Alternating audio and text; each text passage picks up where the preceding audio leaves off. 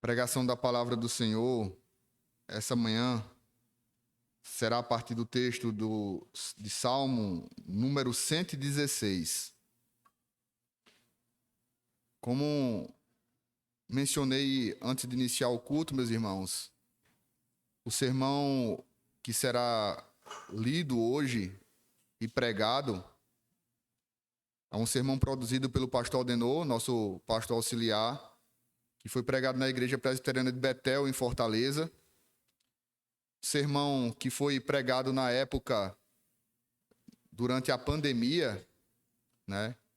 Então, falando de algumas incertezas dos cristãos, mas certamente, meus irmãos, apesar de utilizar um exemplo da pandemia, ele se aplica a diversos momentos do povo de Deus, inclusive o momento que estamos passando agora. Então, um sermão do pastor Aldenor Pacífico, no Salmo 116, nós leremos todo o Salmo de número 116. Amo ao Senhor, porque Ele ouviu a minha voz e a minha súplica. Porque inclinou a mim os seus ouvidos, portanto, o invocarei enquanto viver. Os cordéis da morte me cercaram e angústias do inferno se apoderaram de mim. Encontrei aperto e tristeza. Então, invoquei o nome do Senhor, dizendo: Ó Senhor, livra a minha alma. Piedoso é o Senhor e justo o nosso Deus, tem misericórdia. O Senhor guarda os simples, fui abatido, mas ele me livrou. Volta, minha alma, para o teu repouso, pois o Senhor te fez bem. Porque tu livraste a minha alma da morte, os meus olhos das lágrimas e os meus pés da queda. Andarei perante a face do Senhor na terra dos viventes. Cri, por isso falei. Estive muito aflito. Dizia na minha pressa: todos os homens são mentirosos.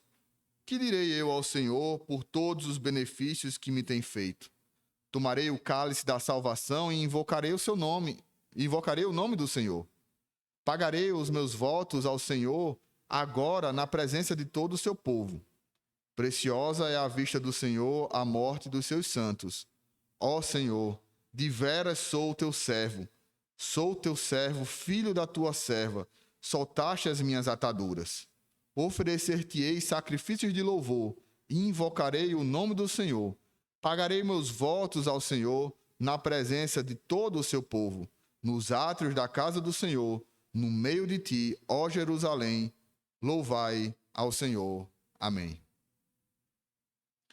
Senhor, a tua palavra foi lida. O teu servo, Senhor, o pastor Aldenor, labutou em cima dessa palavra, Senhor, desse texto, para trazer uma palavra fiel aos teus servos que hoje vão escutar.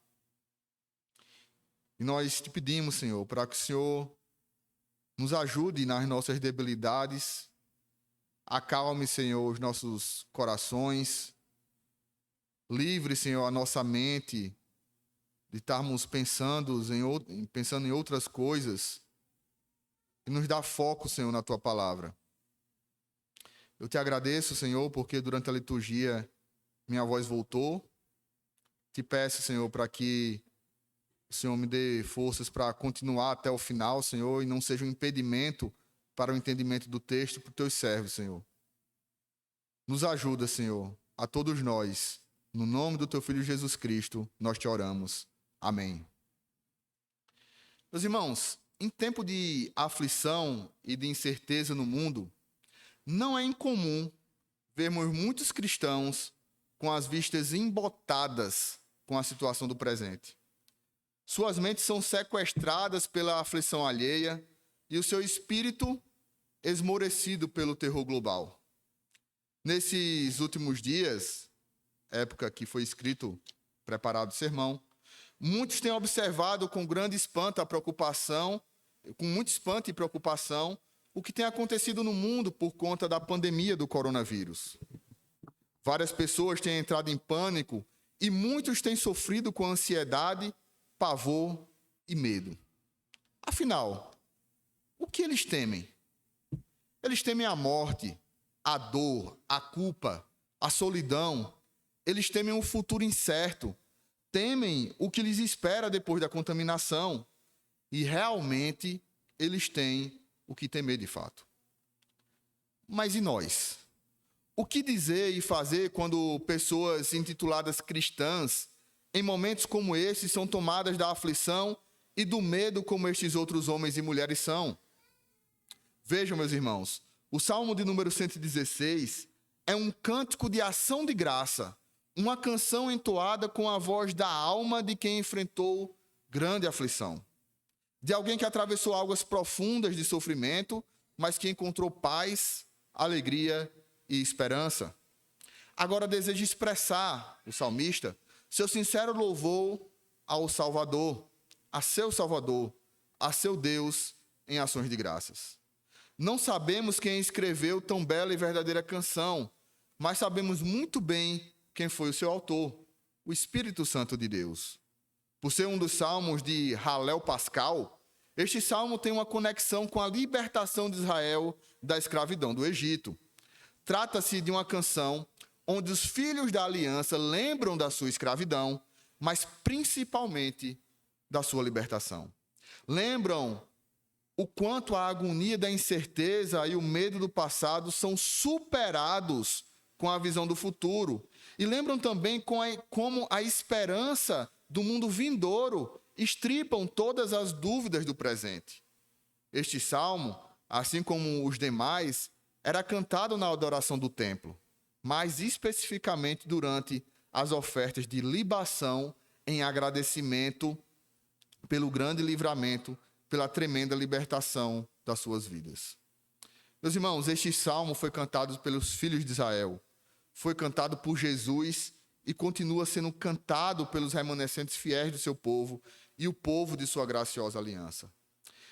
Esse salmo é dividido em 3 partes, dentro de uma estrutura quiástica, uma estrutura onde os elementos se cruzam, expõe a minha e a sua alma de forma descomunal. Confiamos, meus irmãos, que o Senhor desnudará da incerteza, da desconfiança, do medo e do pânico e nos revestirá de coragem, confiança, esperança e amor por meio dessa pregação. E o tema dela é libertados do laço da morte para uma vida de confiança e gratidão. Libertados do laço da morte para uma vida de confiança e gratidão. Em primeiro lugar, meus irmãos, e qual é o motivo para o salmista ter tanta gratidão ao Senhor? A resposta? A misericórdia de Deus. Volte seus olhos, por favor, para os versículos 1 e 2 desse salmo.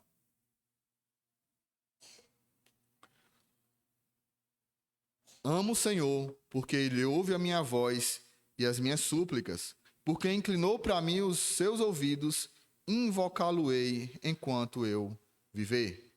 Irmãos, a mais doce de todas as graças e a mais segura de todas as evidências da misericórdia de Deus e a sua salvação é o amor. Grande e sublime é a graça de Deus em amar pobres criaturas como nós.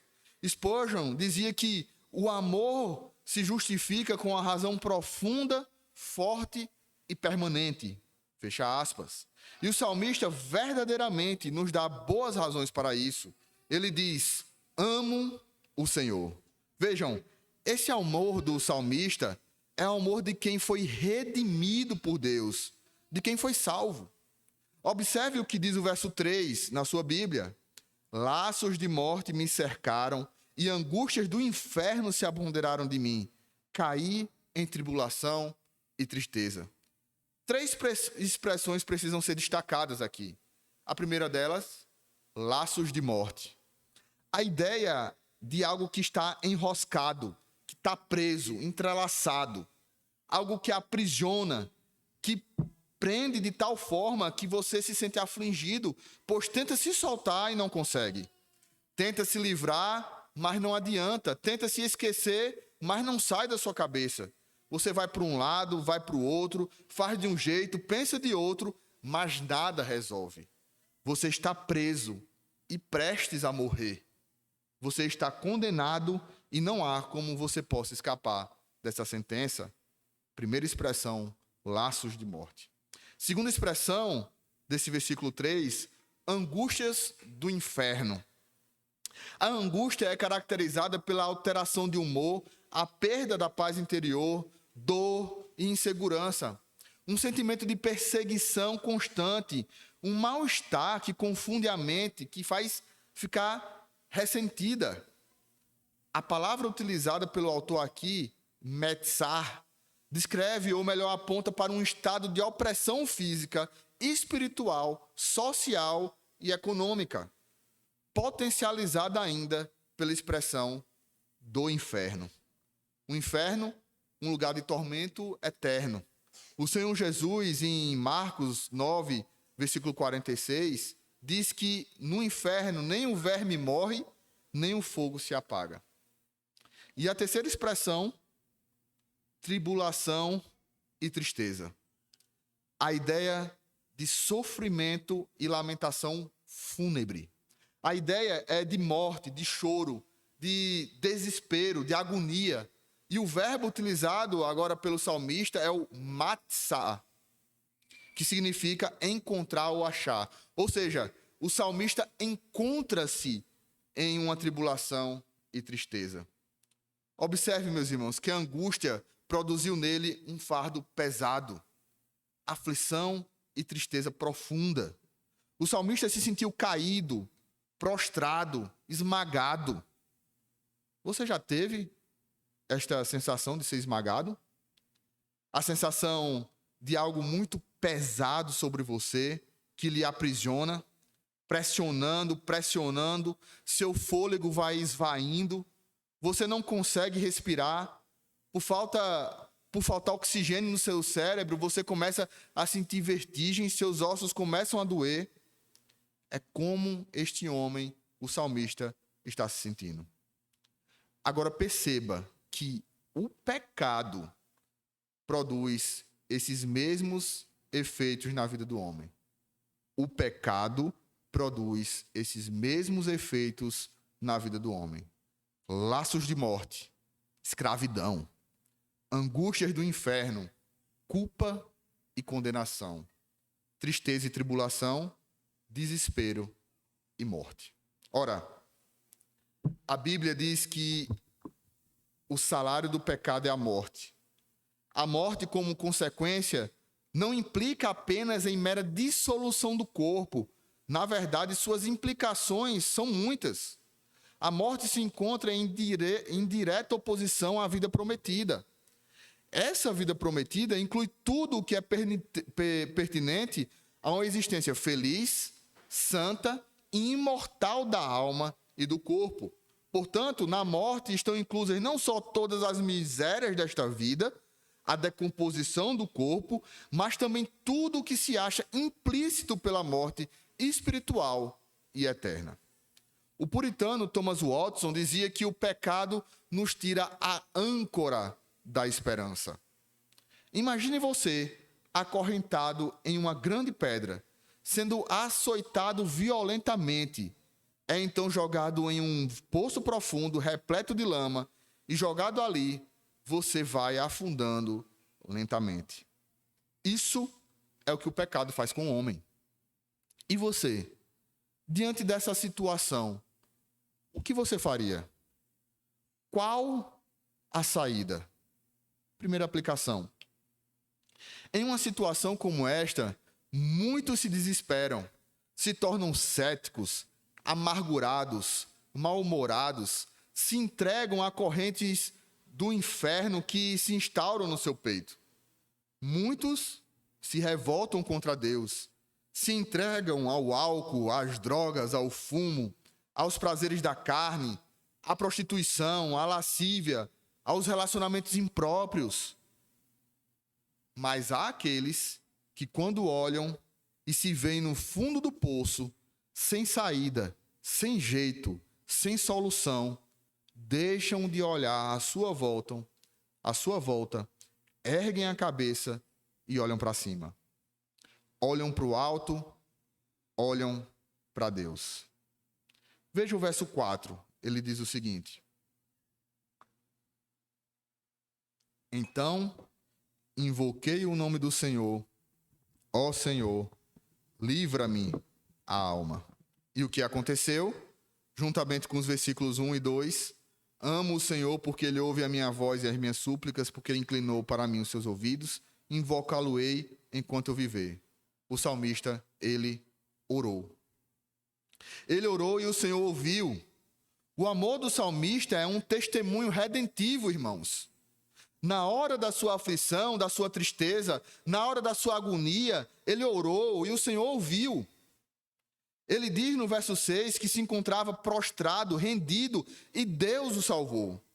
Ele diz no verso 8, veja aí, pois livraste da morte a minha alma, das lágrimas dos meus olhos, da queda dos meus pés.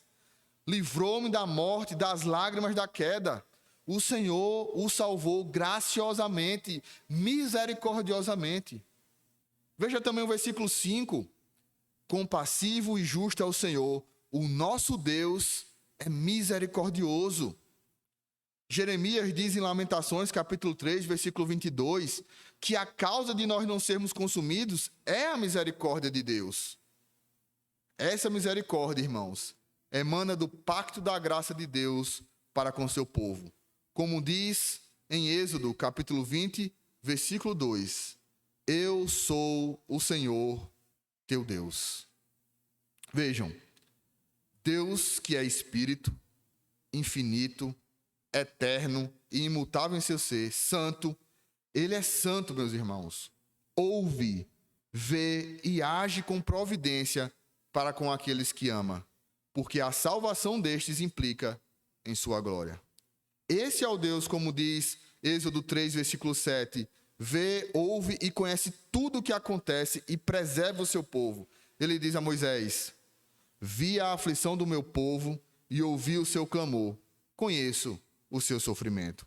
O mesmo Deus que aqui no verso 8 livra a alma do salmista da morte, lhe traz a salvação, redime a sua alma, enxuga suas lágrimas dos seus olhos, faz cessar a dor e lhe consola, livra os pés da queda, o faz permanecer de pé e preservar. É por isso, irmãos, que ele diz que o salmista pode dizer, amo o Senhor. Ele é tomado por este amor. Por um amor, aquele que nos amou primeiro. Por conhecer a sua salvação, é o que podemos dizer como Davi, rendei graças ao Senhor porque ele é bom, porque a sua misericórdia dura para sempre, como em 1 Crônicas, capítulo 16, versículo 34. Vejam, amo o Senhor, diz o salmista, observem que o amor do salmista é um amor pactual. Um amor que espera, que confia na bondade, na lealdade, na fidelidade de o Deus da aliança. Esse amor faz com que ele ache contentamento e satisfação na promessa. Veja o que diz o versículo 9. Andarei na presença do Senhor na terra dos viventes. Do que ele está falando aqui, meus irmãos? Ele está falando de viver uma vida de santidade, uma vida na presença de Deus, testemunhando os gloriosos feitos do nosso Senhor. Ora, pela caminhada de um homem, entende-se seu modo de vida. Alguns homens vivem apenas com a vista de seus semelhantes, tendo em vista o julgamento e a opinião dos outros. Mas o homem verdadeiramente regenerado e piedoso considera a presença de Deus e age sob influência dos seus olhos oniscientes. A vida de fé, esperança, temor e verdadeira santidade é produzida por um sentimento de viver e andar diante do Senhor. É com esse desejo, essa alegria que então o salmista diz, veja no versículo 12 a 14. 12 e 13. Que direi ao Senhor por todos os seus benefícios para comigo? Tomarei o cálice da salvação e invocarei o nome do Senhor. Versículo 14. Cumprirei os meus votos ao Senhor na presença de todo o seu povo. O que podemos fazer para manifestar nossa gratidão e a graça e a misericórdia de Deus? Esse é o questionamento do salmista no verso 12. Ao que ele responde, tomar o cálice da salvação e invocar o nome do Senhor. Veja, esses eram em si um ato de adoração. O salmista quer dizer que proferirá as bênçãos, ações de graças e orações, e depois beberá o cálice que o Senhor encheu com a sua graça salvadora. Comentando esse texto, Spurgeon disse, abre aspas, sobre a mesa do amor infinito está o copo cheio de bênçãos. É nosso pela fé tomá-lo em nossas mãos, torná-lo nosso e participar dele. E então, com alegres corações, louvar e engrandecer o gracioso. Fecha aspas. E isso, meus irmãos, me lembra do cálice que o Senhor Jesus tomou e dos seus discípulos na noite que ele foi traído, dizendo, este é o cálice do meu sangue. Fazei isto todas as vezes que beberdes em memória de mim. Na mesa sacramental, podemos fazê-lo espiritualmente toda vez que tomamos o cálice de ouro da aliança. Percebemos a plenitude da bênção que ele contém e, pela fé, recebendo seu conteúdo divino em nossa alma intimamente. Cumpramos, portanto, meus irmãos, com os nossos votos. Amemos o nosso Senhor com todo o nosso coração e todo o nosso entendimento, sem esquecer de também amar o nosso próximo, assim como nós amamos a nós mesmos. Segunda aplicação. E não nos falta razão para amar? Comecemos então amando, rendendo-lhe ações de graças por tudo que ele nos fez, faz e continuará a fazer. Me diga, você já agradeceu ao Senhor hoje pela sua misericórdia em ter concedido mais um dia de vida? Por ter te concedido mais uma oportunidade de ouvir a sua voz sendo proclamada por meio da sua palavra? Por ter te concedido... Você já agradeceu a Deus pela sua família, pela sua saúde, a vida deles e a sua? Pelo emprego que ele lhe proveu, ou pela providência dele em te sustentar, ainda que você esteja desempregado? Observe que a forma com que o salmista demonstra seu amor a Deus é pela oração. Ele diz, amo o Senhor, porque ele ouve a minha voz, as minhas súplicas. Spurgeon dizia que as orações atendidas são laços de seda que unem nossos corações a Deus. Você tem orado? Você tem conversado intimamente com Deus? Qual tem sido a prioridade da oração na sua vida? Veja, o amor contínuo flui das respostas diárias à oração. Você ama a Deus? Então você é um homem ou uma mulher de oração. Você orou ontem e hoje pelo sermão que está sendo pregado, pelo culto doméstico do seu lar? Os puritanos diziam que nós devíamos vestir os nossos corpos e as nossas almas com oração para poder cultuar. Você tem feito isso? Meus irmãos, bendito seja o Deus e Pai do nosso Senhor Jesus Cristo, o Pai de misericórdias e o Deus de toda consolação. Amém. Vamos orar?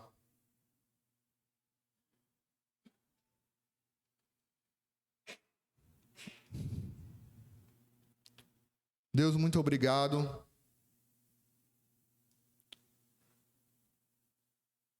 por, num texto como esse, no Salmo 116, Senhor,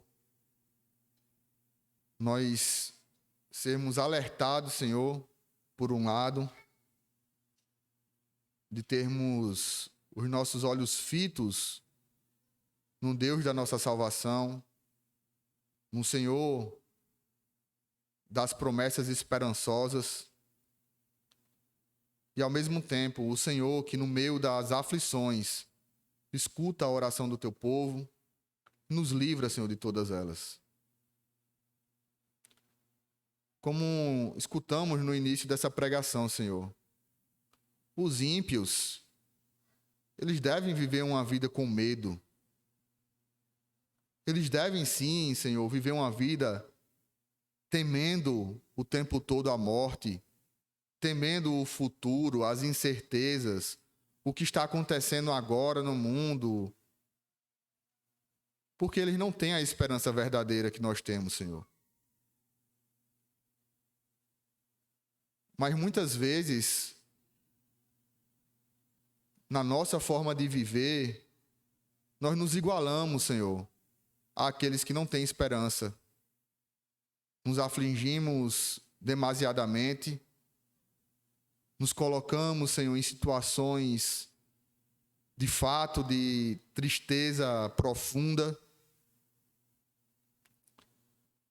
Olhamos, Senhor, para as muitas notícias e a desesperança toma conta, Senhor, de nós. E o Senhor nos chama hoje, Senhor, para olhar para o alto, olhar para Ti e ter confiança, Senhor, e esperança nas Tuas promessas.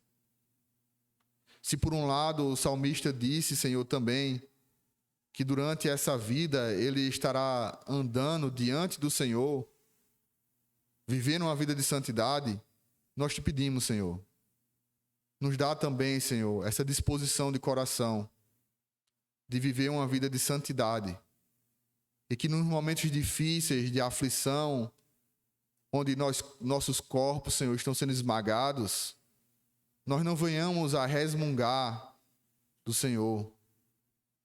Nós não venhamos, Senhor, a pecar contra Ti, um Deus santo e bondoso, mas que as Tuas promessas tomem conta da nossa mente e que lembremos, Senhor, de que verdadeiramente todas as coisas cooperam para o bem daqueles que Te amam. E aqueles que Te amam, Senhor, com amor pactual, são aqueles que o Senhor amou primeiro, como nós vimos também na pregação. Aqueles que Te amam, Senhor, são aqueles que buscam viver os Teus mandamentos e amam fazer a Tua vontade. Aqueles que Te amam, Senhor, são aqueles que lembram verdadeiramente de todos os Teus feitos e anunciam os Teus feitos gloriosos para esse mundo. Por isso nos ajuda, Senhor, na nossa pequenez de fé, nas nossas debilidades de fé, Senhor.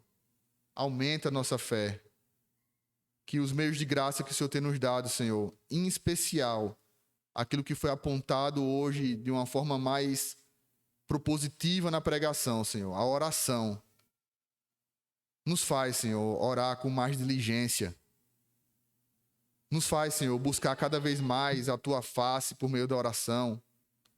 Verdadeiramente, Senhor, colocar todas as nossas debilidades, nossos fardos, os nossos pecados diante de Ti, Senhor, e pedir por auxílio, por Tua misericórdia, Senhor.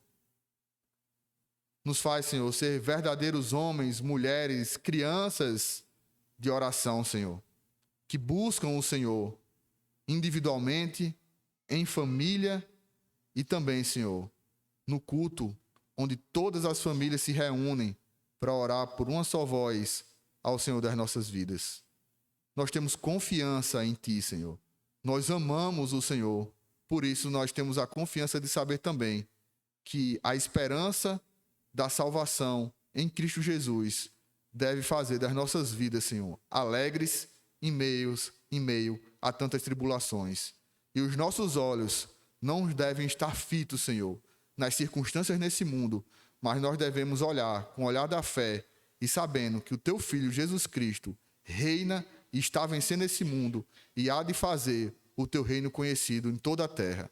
Essa é a nossa oração, Senhor. Nos ajuda. No nome do Teu Filho. Amém. Meus irmãos, de pé, nós vamos cantar o